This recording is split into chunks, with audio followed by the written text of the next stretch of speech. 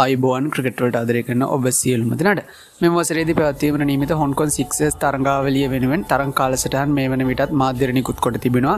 ඉතින් එහිදී තරඟාවලිය නොවැම්බර් මාස 7, 8 සහ 9 යන දින තුන තුලදී පැවැත්වීමට තමයි මේ වන විට සියලුම කටයුතු සූදානම් කොට තිබෙන්නේ.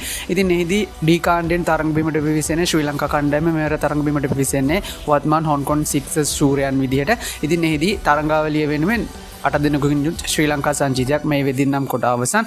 ඉතින් එහිදී ලහිරු මදුසංකයම සංජීතයේ නායකත්වයේ දරනු ලබන අතර ඊට අමතරව ධනංජය ලක්ෂාන්, තනුක දාබරේ, නිමේෂ් විමුක්ති, ලහිරු සමරකෝන්, තරිඳු රත්නායක, සජිත ජයතිලක, මොවින් සුබසිංහ යන ක්‍රීඩකීන් 8 දෙනා තරඟාවලිය වෙනුවෙන් සහභාගී වීමට නියමිත ක්‍රීඩකීන් අතර රැඳී සිටිනවා. ඉතින් එහිදී සය සමාජික තරඟාවලියක් ලෙස පැවැත්වෙන මෙවර තරඟාවලියේ පළමු දිනයේ එසේත් නැත්නම් නොවැම්බර් 7 වනදා මූලික වටේ තරඟ පැවැත්වීමට තමයි මේ වෙන විට කටයුතු සූදානම් කොට තිබෙන්නේ. එහිදී තරඟාවලියේ පළමුව පැවැත්වෙන්නේ බංගලාදේශය සහ හොන්කොන් චයිනා යන කණ්ඩායම් අතර තරඟය. ඉන් අනතුරුව ඩී කාණ්ඩයේ දෙවන තරඟය ලෙස තමයි ශ්‍රී ලංකාව සමගින් හොන්කොන් චයිනා කණ්ඩායම අතර තරඟය පැවැත්වෙන්නේ. ඉතින් මෙම තරඟය තමයි ශ්‍රී ලංකා කණ්ඩායම ක්‍රීඩා කරනු ලබන පළමු තරඟය බවට පත්ව තිබෙන්නේ. ඊට අමතරව ශ්‍රී ලංකා කණ්ඩායම ක්‍රීඩා කරනු ලබන පළමු වටේ දෙවන තරඟය බවට පත්ව තිබෙන්නේ ශ්‍රී ලංකා කණ්ඩායම සහ බංගලාදේශ කණ්ඩායම අතර තරඟය. මෙම තරඟ දෙක පමණයි මෙවර තරඟාවලියේ ශ්‍රී ලංකා කණ්ඩායමට මූලික වටේ ක්‍රීඩා කිරීමට ඇති තරඟ දෙක බවට පත්ව තිබෙන්නේ. මින් අනතුරුව නොවැම්බර් 8 වනදා දෙවන වටේ තරඟ ආරම්භ වීමට නියමිත වී තිබුණා. ඉතින් එහිදී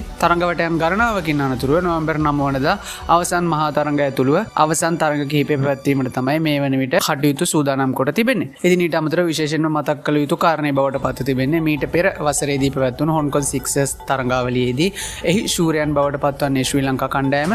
ඉතින් එම ගෞරවයත් සමග තමයි ඔවුන් මෙවර තරඟාවලියට මුහුණ දීම සඳහා මේ වන විට හොන්කොන් රාජ්‍ය බලා ගමන් කොට තිබෙන්නේ. ඉතින් මේ පිළිබඳ ක්‍රිකට් ප්‍රේක්ෂකයන් විදිහට ඔයාලගේ අදහසුත් පහලින් කමෙන්ට් එකක් විදිහට දාගෙන යන්නත් අමතක කරන්න එපා. ක්‍රිකට් පිටිය අලුත් වන සියලුම තොරතුරු එසෙනින් අපි ඔබ සමගින් බෙදා ගැනීමට සූදානම් සිටිනවා. සබ්ස්ක්‍රයිබ් කරලා දිගටම රැඳී සිටින්න අපේ YouTube නාලිකාවත් සමග.